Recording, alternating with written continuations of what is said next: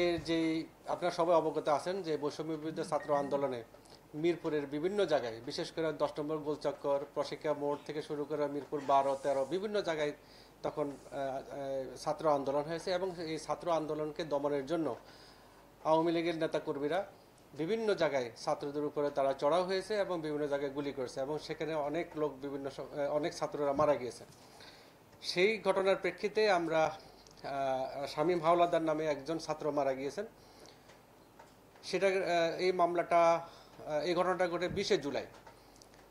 এর পরিপ্রেক্ষিতে আমরা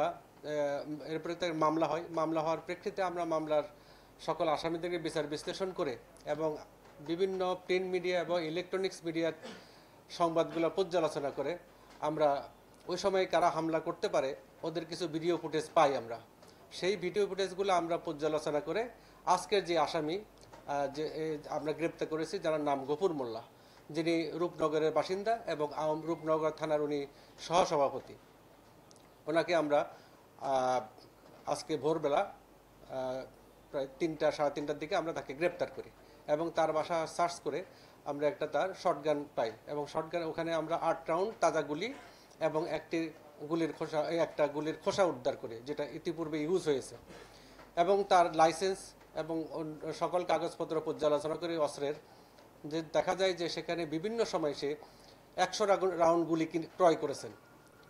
এর মধ্যে মাত্র 8 রাউন্ড গুলি আমাকে দেখাতে পেরেছেন, আর বাকি যে 92 রাউন্ড গুলি উনি ইউজ করছেন, কোথায় ইউজ করছেন সেইটার জন্য সত্য দিতে পারেন নাই।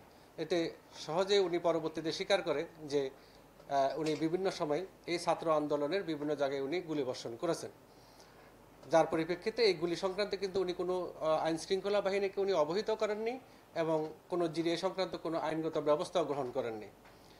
তা উনি প্রাথমিকভাবে আমাদের কাছে এই বিষয়টি স্বীকার করেছেন এবং এছাড়াও আরও একটা মামলা সে ঘটনা ঘটিয়েছে যে এই ঘটনাটা ঘটে মিরপুর অরিজিনাল 10-এ। সেই মামলায় উনি এজাহারভুক্ত আসামি, সেখানেও একজন ছাত্রকে গুলিবিদ্ধ হয় এবং সেই ফুটেজও আমরা সংগ্রহ করেছি। উনি ভিডিও ফুটেজগুলো আপনারা ইতিমধ্যে হয়তো বা পেয়ে গেছেন। ভিডিও ফুটেজে কিন্তু উনি অস্ত্র হাতে নিয়ে এবং ছাত্রদের উদ্দেশ্যে উনি যে যাচ্ছেন সেটা কিন্তু সহজে দেখা যাচ্ছে। এই ছিল আমার সংক্ষিপ্ত একটা বক্তব্য।